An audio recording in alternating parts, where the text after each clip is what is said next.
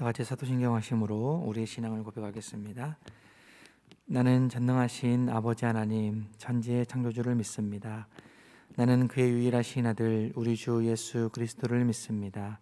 그는 성령으로 잉태되어 동정녀 마리아에게서 나시고 본디오 빌라도에게 고난을 받아 십자가에 못 박혀 죽으시고 장사된 지 사흘 만에 죽은 자 가운데서 다시 살아나셨으며 하늘에 오르시어 전능하신 아버지 하나님 우편에 앉아 계시다가 거기로부터 살아있는 자와 죽은 자를 심판하러 오십니다. 나는 성령을 믿으며 거룩한 공교회와 성도의 교제와 죄를 용서받는 것과 몸의 부활과 영생을 믿습니다. 아멘. 찬송가 419장 찬양하시겠습니다.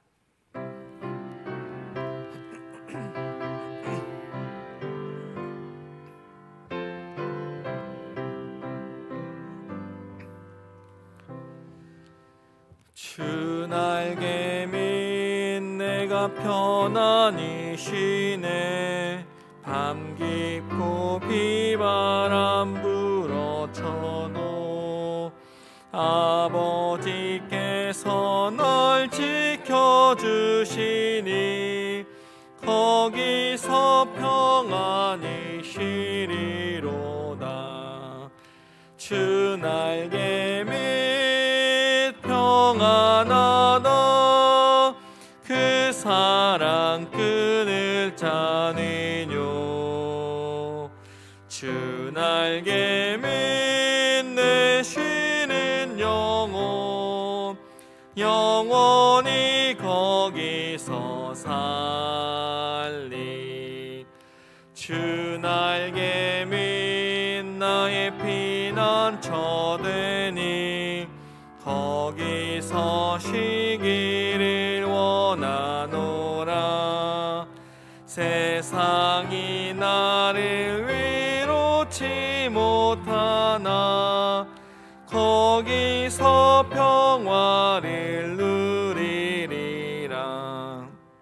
주 날개 밑 평안하나 그 사랑 끊을 자니뇨. 주 날개 밑내 쉬는 영혼 영원히 거기서 살리. 주 날개 밑 참된 기쁨이 있네. 고달픈 세상길 가는 동안 나 거기 숨어 돌보심을 받고 영원한 안식을 얻으리라. 주 날개 밑 평안하나 그 사랑 끊을 자니뇨.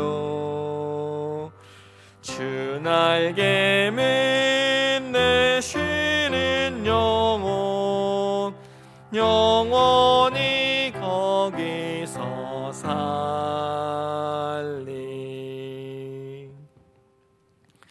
아멘. 오늘 하나님의 말씀은 레위기 15장 19절에서 33절까지의 말씀입니다.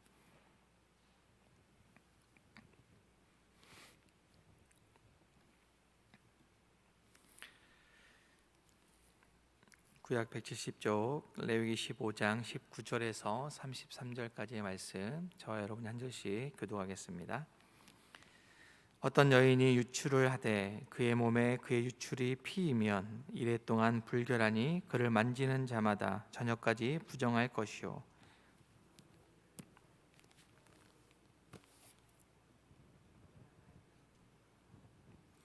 그의 침상을 만지는 자는 다 그의 옷을 빨고 물로 몸을 씻을 것이요 저녁까지 부정할 것이며 그가 앉은 자리를 만지는 자도 다 그들의 옷을 빨고 물로 몸을 씻을 것이요 저녁까지 부정할 것이며 그의 침상 위에나 그가 앉은 자리 위에 있는 것을 만지는 모든 자도 저녁까지 부정할 것이며 누구든지 여인과 동침하여 그의 불결함에 전염되면 이래 동안 부정할 것이라.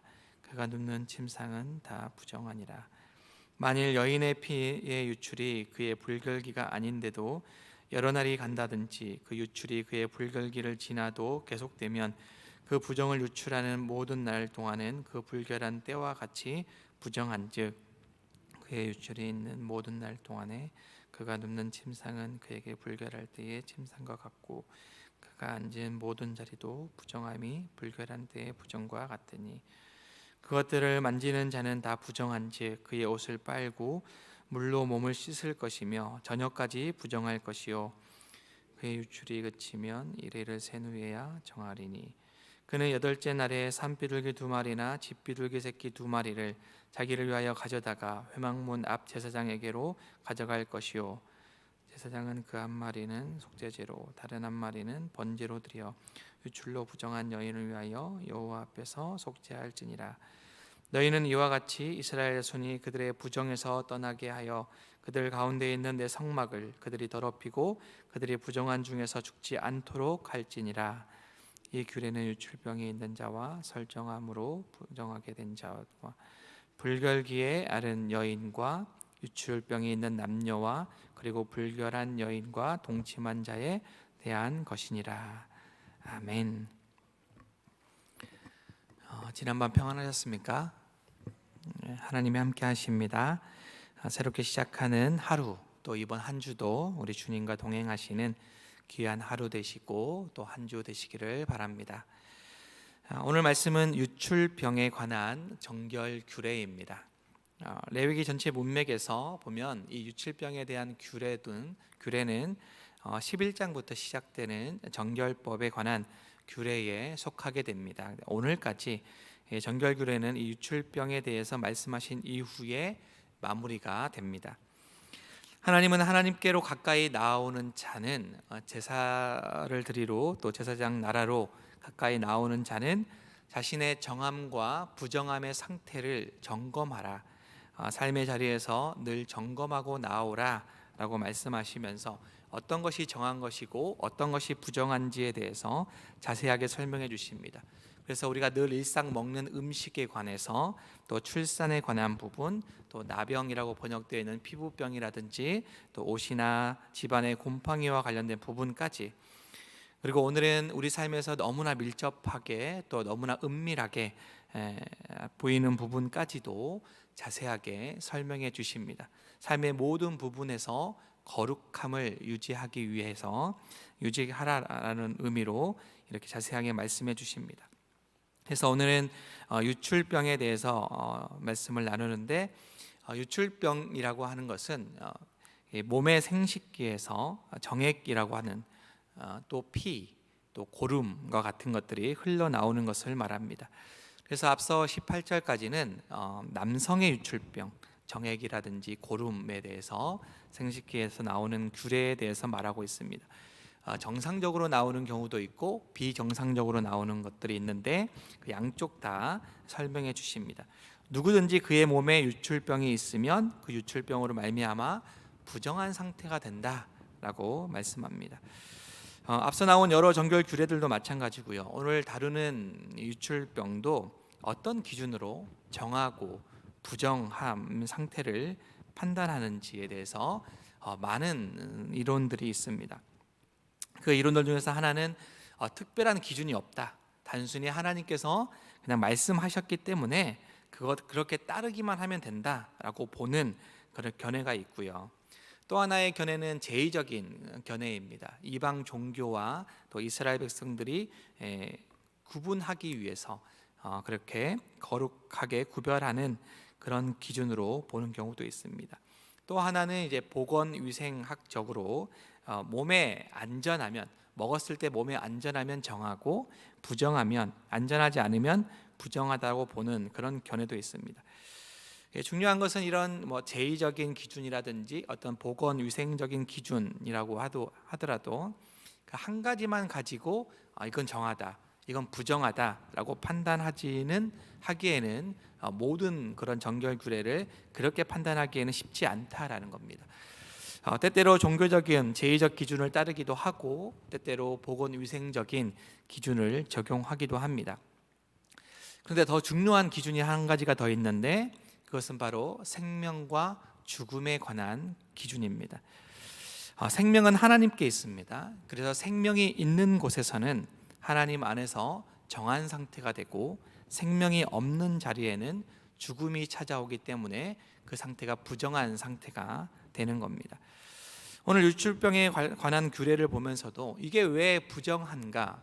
우리 인간의 그런 생리적인 것들인데 이걸 왜 부정하다라고 하는가를 볼 때에 위에 여러 기준들, 보건위생학적 또 제의적 기준들을 적용할 수 있지만 가장 중요한 기준은 바로 이 생명과 죽음에 관한 기준이라고 할 수 있습니다.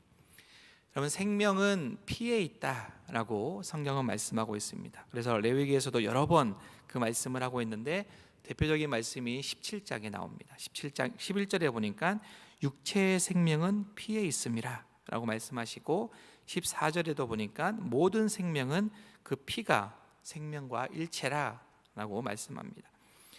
생명을 유지하는 데 아주 중요한 피가 몸 안에 있지 않고 몸 밖으로 유출되는 것, 이것이 생명을 유지하지 못하고 죽음의 상태가 된다라는 것을 말합니다. 그렇기 때문에 하나님은 이 상태가 생명의 상태, 즉 정한 상태가 아니라 죽음의 상태, 곧 부정한 상태가 된다라고 말씀하고 있습니다.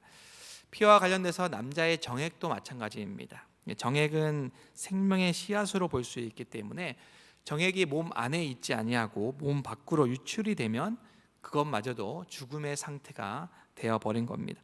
그래서 부정한 상태가 됩니다.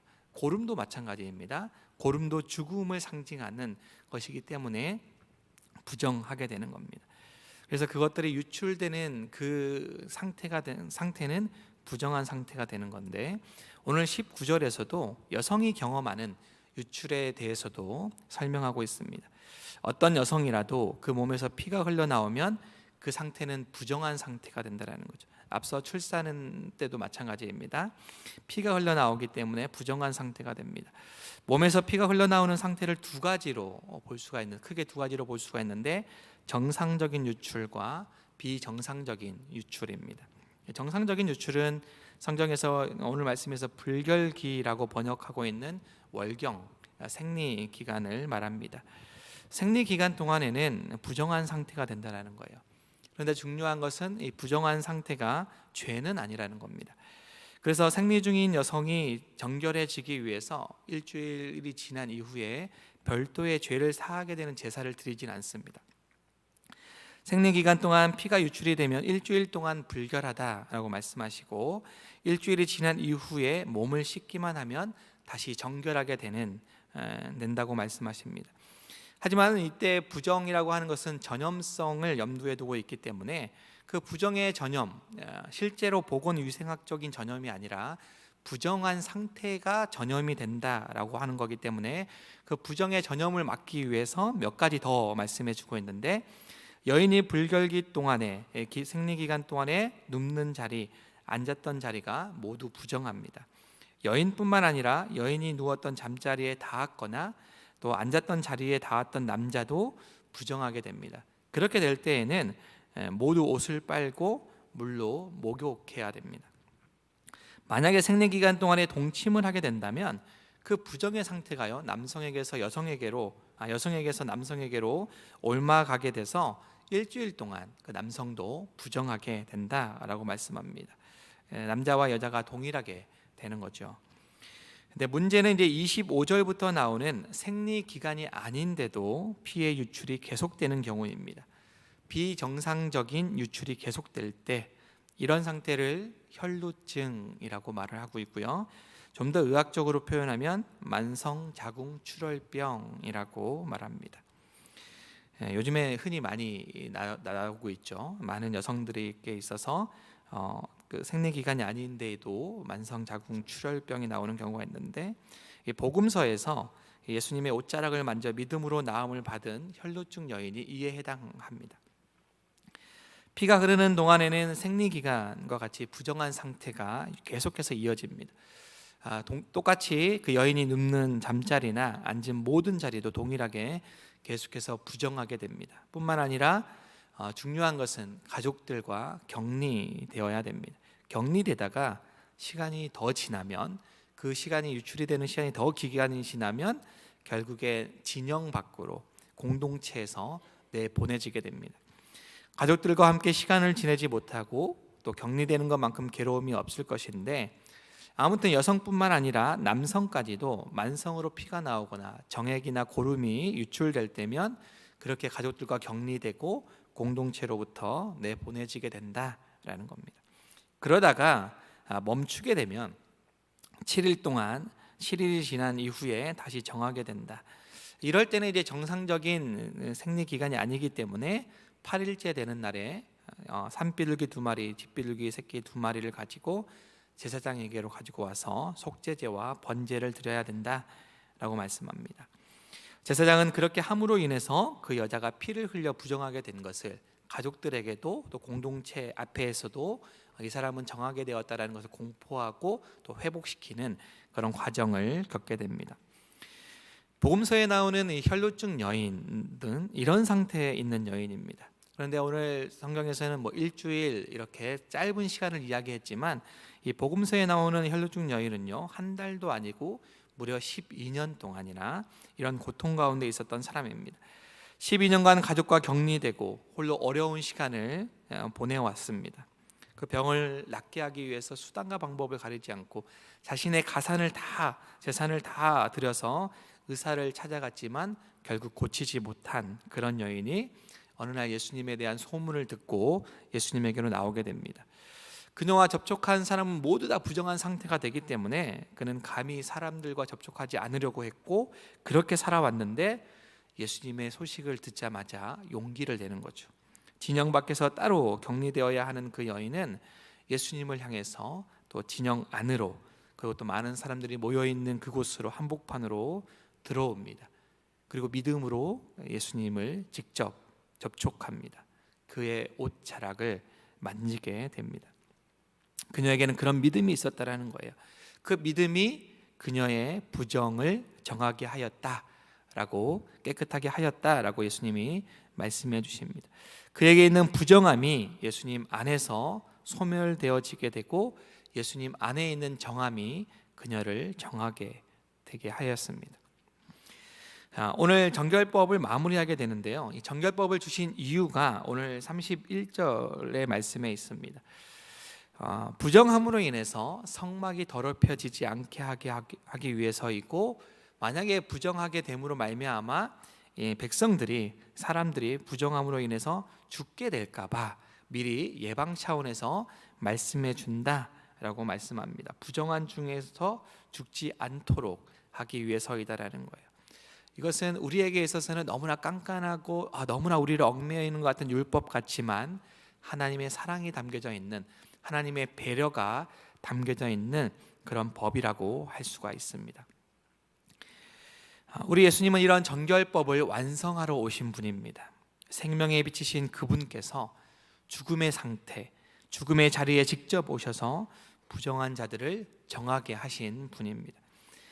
그래서 친히 그 부정한 자들의 속에 들어가셔서 그들을 만나시고, 때로는 그들을 직접 만지시고 또 안아주시며 그들을 고쳐주신 분이 바로 우리 예수님이십니다. 이제 예수님으로 인해서 지금은 이런 정결법이 더 이상 율법으로 우리를 정죄하지는 않습니다. 하지만 하나님이 이렇게 정결법을 우리에게 먼저 레위기를 통해서 보여주신 것은 가장 근본적인 이유가 바로 거룩에 있습니다. 거룩에 대해서 보여주시기 위한 것입니다. 예수님으로 인해서 완성된 정결법이기 때문에 이제 그 정결법과 나는 무관하기 때문에 나는 그냥 아무렇게나 살아야겠다. 은밀한 곳까지도 그냥 하나님이 정해놓으신 그런 법에서 떠나서 무분별하게 그렇게 성을 가지고 살아야겠다 해서는 안 된다라는 거예요. 은밀한 부분의 정결을 유지하는 것, 또 오늘을 살아가는 저와 여러분들이 하나님 앞에서 거룩한 왕 같은 제사장으로 살아가는 삶의 모습이라는 겁니다. 베드로전서 1장 15절 16절에서 베드로 사도는 초대교회 성도들에게 이렇게 말씀합니다. 너희를 부르신 거룩한 이처럼 너희도 모든 행실에 거룩한 자가 되라. 기록되었을 때 내가 거룩하니 너희도 거룩할지니라 하셨느니라 라고 말씀하고 있습니다. 오늘의 삶의 자리에서 우리 주님 앞에서 거룩함을 유지하는 저와 여러분의 삶 되시기를 바랍니다. 특별히 여러분의 은밀한 곳까지도 혹 하나님께서 정해놓으신 성의 울타리, 가정이라고 하는 귀한 그 성의 울타리를 벗어나는 그런 죄까지도 범하게 되는 그런 분들이 많이 있는데, 하나님이 정해놓으신 그 거룩의 울타리 안에서 마음껏 성을 사용하시되 거룩함으로 유지하고, 또 하나님 앞에서 그 거룩함을 유지함으로 정한 그런 우리의 신앙의 상태를 또 거룩한 백성으로 살아가는 저와 여러분의 귀한 오늘의 삶 되시기를 주님의 이름으로 기원합니다. 한 시간 함께 기도하겠습니다. 오늘 유출병의 정결 규례를 보면서 눈에 보이는 부분만이 아니라 보이지 않는 은밀한 부분까지도 거룩하기를 원하시는 주님의 마음을 봅니다. 왕같은 제사장으로 저희를 불러주셨으니 하나님, 저희 삶의 모든 행실에서 거룩한 자가 되게 하여 주시옵소서. 우리를 항상 거룩한 길로 이끌어 가시는 주님과 동행하는 오늘 하루 되게 하여 주십시오. 특별히 담임 목사님의 청빙을 위한 설교를 이제 다 듣고 이제 투표하는 일이 남아 있습니다. 한 주 동안의 모든 성도들, 특히 재직들이 기도함으로 투표를 잘 준비할 수 있도록 기도해 주시기 바라고, 어떠한 그런 대립과 또 루머들을 퍼지지 않도록 그래서 우리의 입을 조심하게 해달라고 기도해 주시고, 겸손하게 하나님 앞에서 기도하는 것만이 우리가 할 수 있는 것임을 믿고 또 그렇게 하는 한 주 되게 해달라고, 또 코로나로 인해서 힘든 시간들을 보내고 있는 우리 성도들과 이웃들을 위해서 이 시간 함께 기도해 주시길 바랍니다. 기도하겠습니다.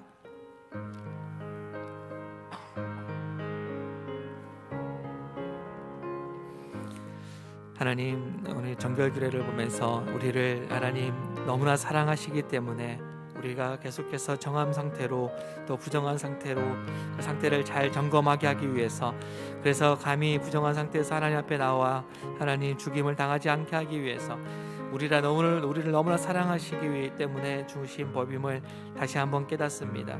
생명의 주관자이신 주님께서, 생명을 귀하게 여기는 주님께서 하나님 우리로 하여금 그것들을 잘 지키도록 주셨는데, 하나님 이제 정결법을 완성하신 예수님 그 사랑, 예수님의 그 사랑으로 말미암아 우리가 더욱더 삶의 자리에서 거룩을 유지할 수 있는 우리가 될 수 있도록 인도하여 주시옵소서.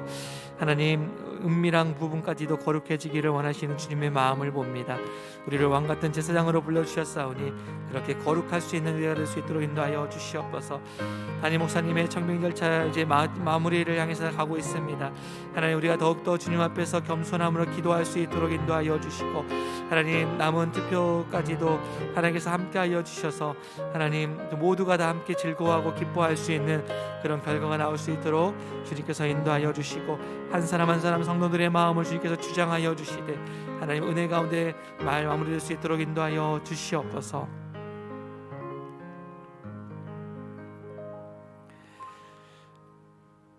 하나님, 오늘도 저희로 귀한 호흡을 허락하여 주시고 그 호흡으로 하나님을 찬양하며 예배함으로 하루를 시작하게 하시니 감사를 드립니다. 오늘 하루의 삶의 자리에서 모든 행실 가운데 특별히 은밀한 곳까지도 거룩할 수 있도록 저희를 인도하여 주시옵소서.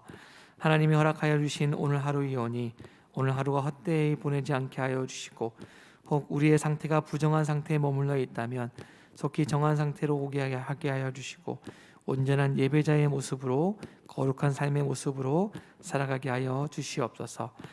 코로나로 인하여 여전히 힘든 시간을 보내고 있습니다.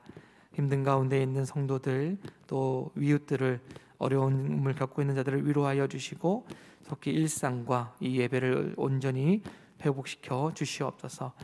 담임 목사님의 청빙 절차 가운데 하나님 함께하여 주셔서 남은 절차가 잘 마무리될 때에 하나님께 영광 돌리고 모든 성도들이 함께 즐거워할 수 있도록 인도하여 주시옵소서.